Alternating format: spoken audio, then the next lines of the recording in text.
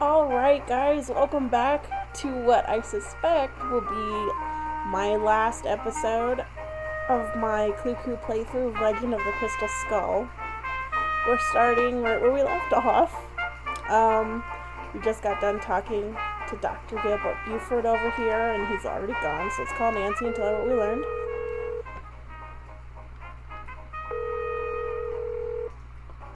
Hello? Bess here. Oops. Looks like Dr. Buford decided he's had enough gumbo. He's not at Granny Pumpkin's anymore? Nope. But here's what else I've learned since I talked to you last.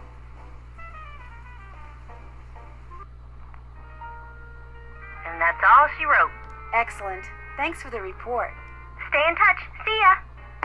Alright, now in the last episode, when we were talking to Dr. Buford, he told us about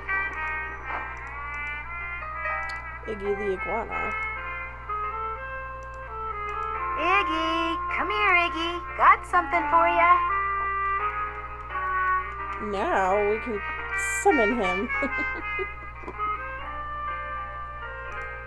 Alright, let's see. Let's make you into a cute little, eye doctor. I can't remember what that's called, but there you go. So adorable.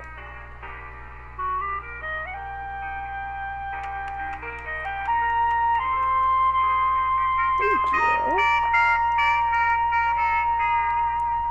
Alright, that's kind of loud. Alright, we're gonna have to do that a couple more times. So, let's go back downstairs, get another loquat.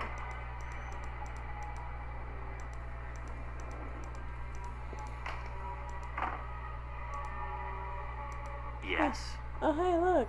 Did you know that Bruno was a member of a group called the Jolly Rogers? No. Should I care? Maybe not, but I care. They apparently ran around wearing Skeleton Man costumes. Don't know anything about it, sorry. How come your great-uncle's crypt is in the garden and not in the cemetery? Don't ask me. It's kind of weird. Apparently he built the crypt himself, but he never indicated in his will or anywhere else that that's where he wanted to be buried. I stuck his ashes in there anyway and had the thing inscribed. If that's not what he wanted, too bad. Yeah, too I'm going bad. to keep looking around. Sounds good. I mean, he's dead. He can't care, right?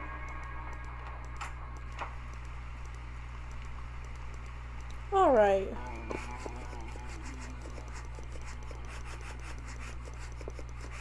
Oh, I was kind of worried there.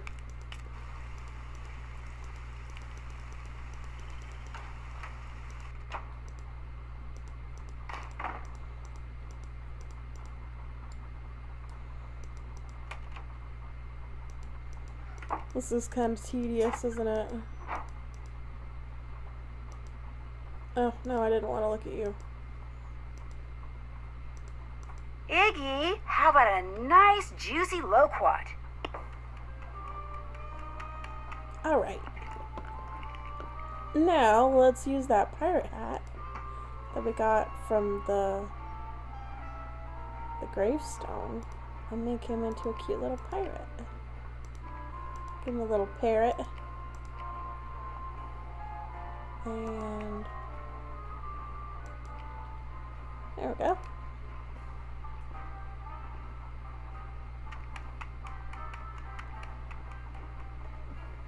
Super. The name that opens every Jolly Roger meeting opens me. And we're gonna figure that out in a little bit. We have to get one more loquat.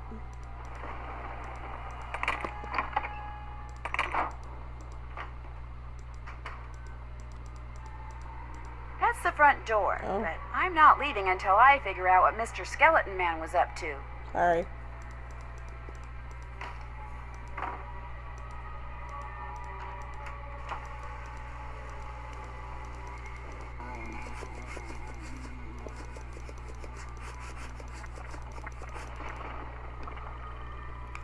Thank you.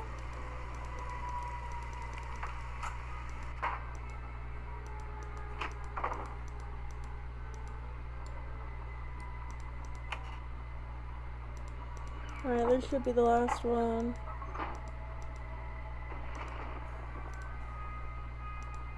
Come and get it, Iggy. We're making this iguana fat. Alright, give him a little hat and a little tie.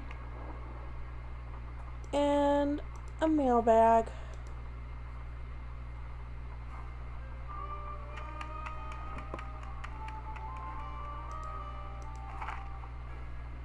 Alright. Dear Dr. Belay. In layman's terms, the skull is a fake. Should probably check up on that. I don't want to look at the dummy while I call. Okay, we'll look at this.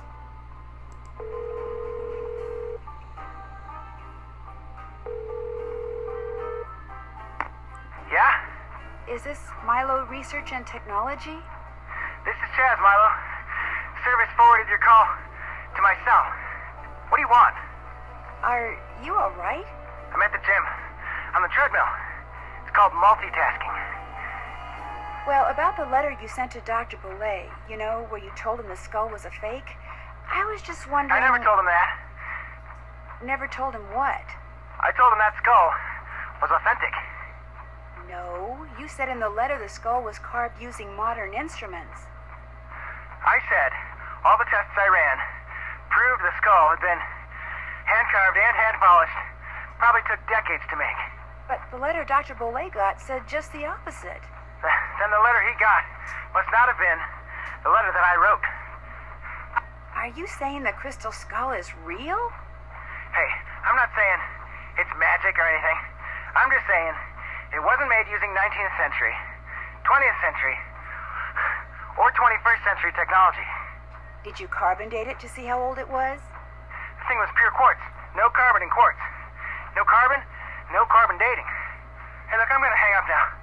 If I try to talk anymore, I'm gonna pass out. Just one more question. Did you send that letter saying the skull was authentic to anyone else? No, just Dr. Belay. I heard he died recently. Good thing I billed him up front. Yeah, well, thanks for your help. No problem. Alright, now it's called Bess.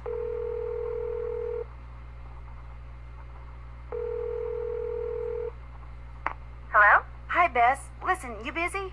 Why? I need you to do something for me. What? I need you to infiltrate the meeting of the Jolly Rogers crew that's about to be held at Rampart and Dumaine, which has got to be right near Zeke's. You're going to have to look around for it. Now, to get into the meeting, you'll need to put on that skeleton man costume you saw in the back room. And once you're in the meeting, you'll need to listen for the name that opens the meeting so you can tell me what it is, okay? No. Bess, I know you don't like to do stuff like this, but this is really, really, really important, and it'll be the last thing I ask you to do. I promise. Sorry guys, 1 second.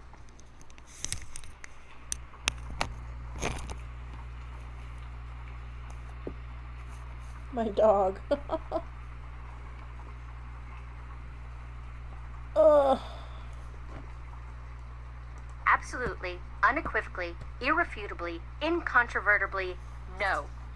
Which of course actually means yes, because if I don't do this, I'll be stuck here by myself until you give up. And since we both know you will never give up, I don't suppose it would do any good to point out that the curio shop is closed. You'll find a way in. Oh, and if anyone at the meeting asks, the password is Scuttled Bones. Okay, I'll give it a shot. That's the spirit. Oh, sorry. Alright, let's just...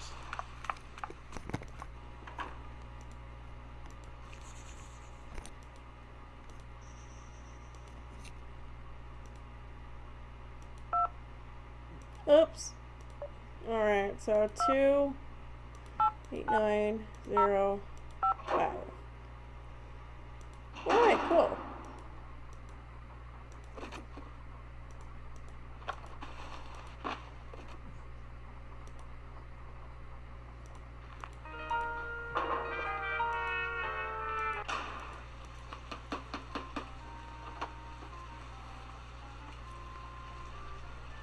What's the password? Password? Right. Let's see. Scuttled bones.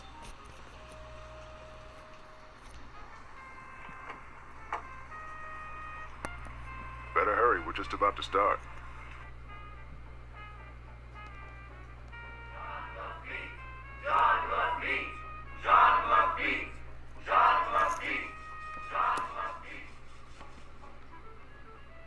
Welcome, my fellow Jolly Rogers. know that We voice. have several pressing matters to discuss this evening, so let us begin. As you may or may not have heard, certain city officials are attempting to deny us the right not only to gather in public places during the Mardi Gras season, but they have also seen fit to... Shoot, I forgot to turn off my cell phone. It seems we have an uninvited guest. Get him!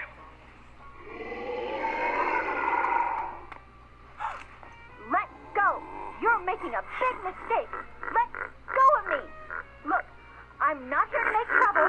You're making a big deal out of nothing. Can't we just talk about this? Where are you taking me? If you just let me explain. Gosh. Why, it seems our trespasser is of the female variety. Let's have a look. That's right. You know me and I know you, Dr. Buford. And I also know that you were the one who attacked my friend over at the Boley Mansion today. And if you don't tell me why right now, I promise you, you are going to be in one big world of hurt. Go The young lady's guess. clearly upset about something. Clarence, take over the meeting while I try to find out why she's making all these crazy accusations. They're not crazy and you know it. I will tell you everything, Miss Marvin, in private. And he did. He told me everything, Nancy. I bluffed him into confessing. You would have been so proud of me. Oh, and before I forget, the name they chanted at the start of the meeting was Jean Lafitte. Jean Lafitte. Great. Now, what did Dr. Buford tell you? Okay. First off, he said that with his dying breath, Bruno Boley directed him to steal the painting of Henry's parents and lock it up in Henry's parents' crypt. Bruno seemed to think that way Henry would wind up with the crystal skull instead of somebody else. So Dr. Buford dressed up in his skeleton man costume, stole the canvas, and hid it in the crypt like Bruno asked. That must have been when Renee saw Mr. Death. But then, Dr. Buford had second thoughts and decided to heck with Henry. He wanted that crystal skull for himself. So this afternoon, he dressed up in his skeleton man costume again and snuck into Henry's house so he could get the key from that mini cemetery and retrieve the painting he'd left in that crypt, knowing the painting would somehow lead him to the skull. Only I walked in on him and ruined everything. Right.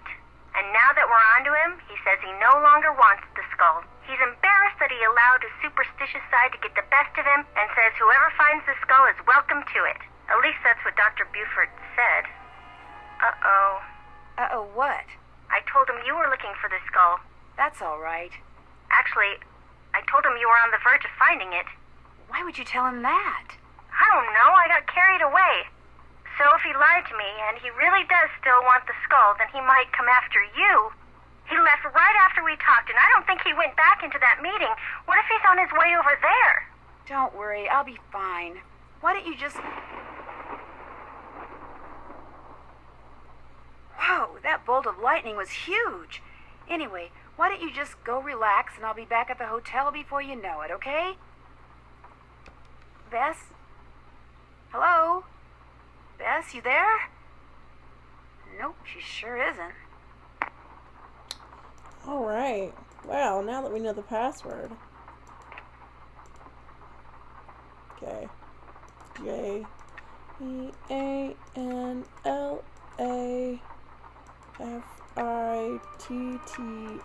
Yep, there we go. Awesome. And that's it. That's all the eyeballs that we need. So let's go stick them over here. Alright, so to solve this one, it's the last riddle in this book. And hidden in this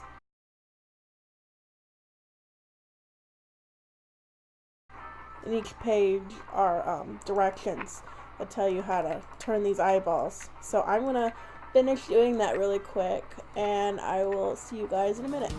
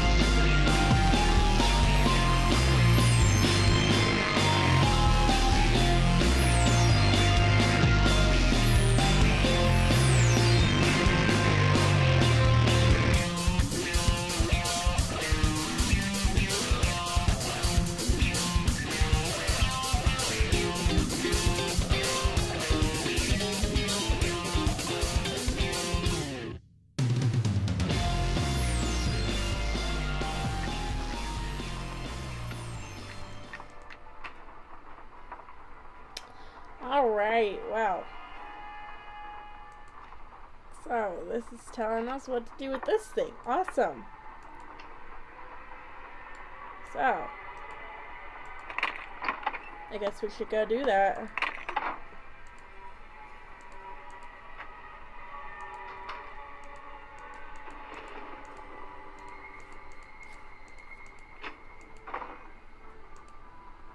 Alright. Is there anything else to say to you before? Yes? Nope. I'll check back with you later. Groovy. Groovy.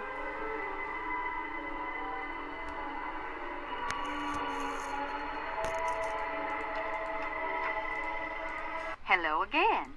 I think I found the letter that Dr. Bolet was reading when he had his fatal heart attack. Iggy the iguana had taken it. Apparently, Dr. Bolet did have a crystal skull and believed possessing it would make him immortal. So he had it tested, and the lab sent him its findings in this letter. Read the second paragraph.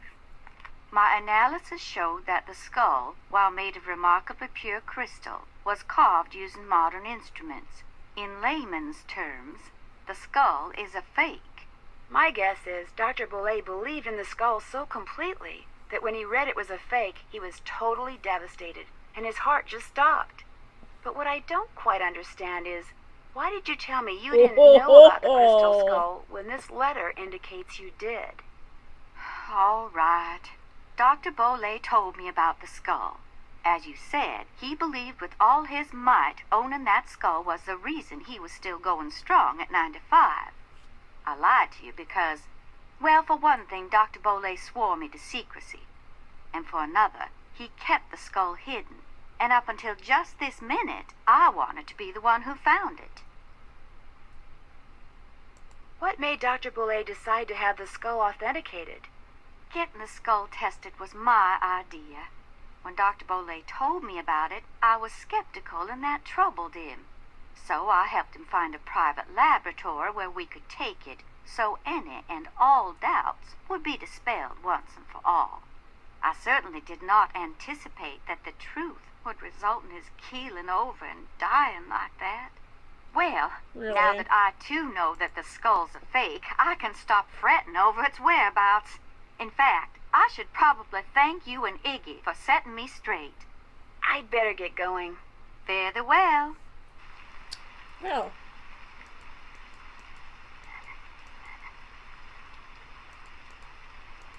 Alrighty. So, we gotta take this thing that we got from the fence over there, stick that in there. The shovel.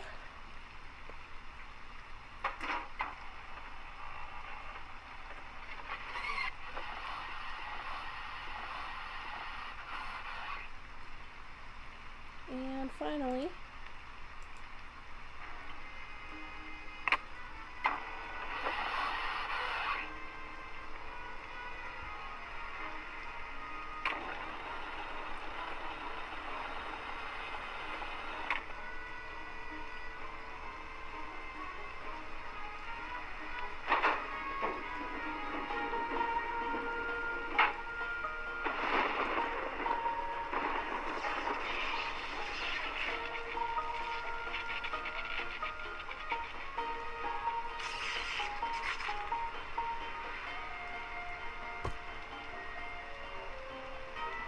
Here we go.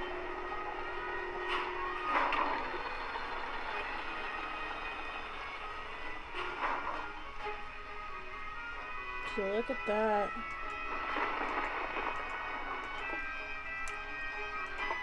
Awesome. That is not awesome. Nancy? That you in there? Goodness sakes, gal, what on earth have you gone and done? The lid's closing and I don't know how to stop it. Here, I'll pull you up. Toss what you're holding up here, then give me your hands. Come on, you best hurry. Here it comes.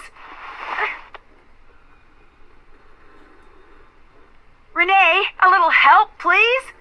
The crystal skull.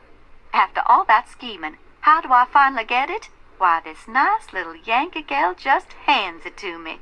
Renee, help me. Hurry, please. Thank you, Nancy. Bye now. Wow. No, you've got to help me. Renee! Renee! Rude. Alright. Well.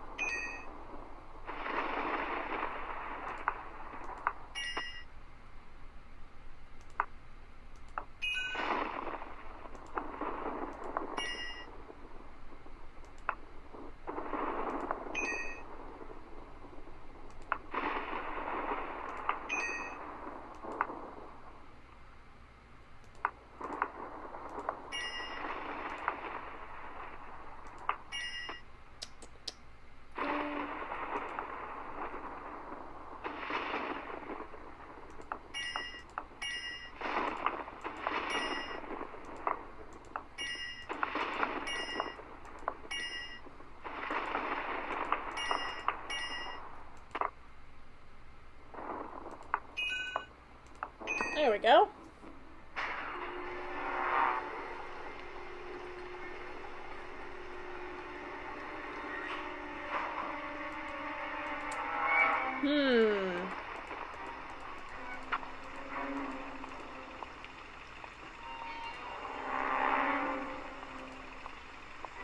Renee, hold it right there. That skull isn't yours. To say nothing of the fact that you just tried to bury me alive. The skull is mine. It wants to be mine. Yes, I did my share of scheming to get it. I got Dr. Bolay to go to the authenticators, then switched the letter they wrote saying it was real with one I wrote saying it was fake, in hopes that Dr. Bolay would just hand it over to me. Yes, my plan failed, and yet, here we are. I have the skull. Why? Because it knows that I will fulfill its destiny.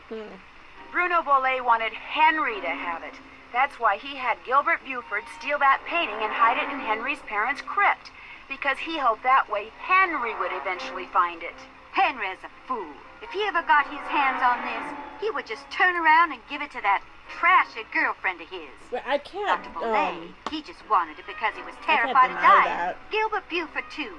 And that Lamont fella, he just wants to sell it to the highest bidder. What do you know about Lamont? My motives are pure.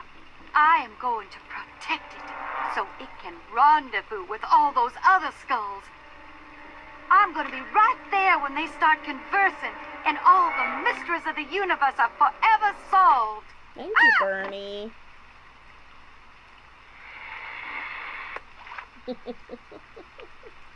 No, no, no, come back! Well, I mean... Renee burst into tears and sobbed as Bernie swam away with a crystal skull. It made me feel sorry for her for about 2 seconds. After all, while she may not have meant to cause Bruno's death, she certainly meant to cause mine when she left me sealed up in that crypt. It felt good to turn her over Wow, to the look at police. those crazy eyes. Later that night, Dr. Buford came over and apologized for knocking me out with that smoke bomb, and for allowing himself to think, even for a moment, that Bruno's crystal skull was anything more than a pretty piece of quartz. To make up for his shameful behavior, he insisted on taking Bess and me on a That's grand super tour of sweet. New Orleans. Seeing the city through the eyes of someone who loves it as much as Dr. Buford was truly special. He invited Henry too, but Henry declined. He was still trying to process the fact that his great-uncle wanted him to have the skull. Henry always thought that to Bruno he was nothing more than an annoying family obligation, someone Bruno couldn't care less about. Yet Bruno's request of Dr. Buford, made with his dying breath, proved that he did care about Henry. Apparently, and unfortunately for Henry, Bruno was the type of man who just couldn't bring himself to say such things out loud. As for Lamont, when he heard what happened, he closed his shop, bought enough marshmallows to fill a swamp boat, and has been scouring the bayous ever since, kicking every log he comes to in hopes of finding Bernie and the crystal skull inside him. But Bernie has yet to turn up. Maybe the skull didn't agree with him. Maybe swallowing it caused him to stop associating the sound of a kicked log with yummy sweet things. In any case, the Whisperer has disappeared, lost to the world once again, which is totally fine by me. Alright. What was Bernie's favorite food? I think it was marshmallows. Yup. Cool. Chit Chat Champ. Oh, I didn't find a single Easter egg. Wow. I mean, I know where they are, but wow. Alright. Talk about a detective's dream come true. The Italian police called me personally and requested that I travel to Italy and help them stake out a suspected thief in Venice. Unfortunately, what started out as a simple assignment in a city filled with canals, gondolas, and romance quickly morphed into a full-fledged undercover operation, and I soon found myself trapped in a maze of lies, disguises, and danger. Help me find my way out by joining me in my next adventure, Phantom of Venice. I like how the eyes kind of stay glowing for a little bit longer. Alright, well, that is it. Thank you guys so much for watching my Clue Crew playthrough. I really enjoyed doing this. I really did, and I'm really glad that somebody on Tumblr had suggested it. Because, I mean, I never would have thought to do this otherwise, but I'm really glad that I did. And yeah, thank you guys for, watching it and, supporting me and everything. It was really great. I might do another game. I mean, I'll have to think about it, but I would really like to, because like I said before, this was really fun. So, thank you, and I will see you guys later. Bye.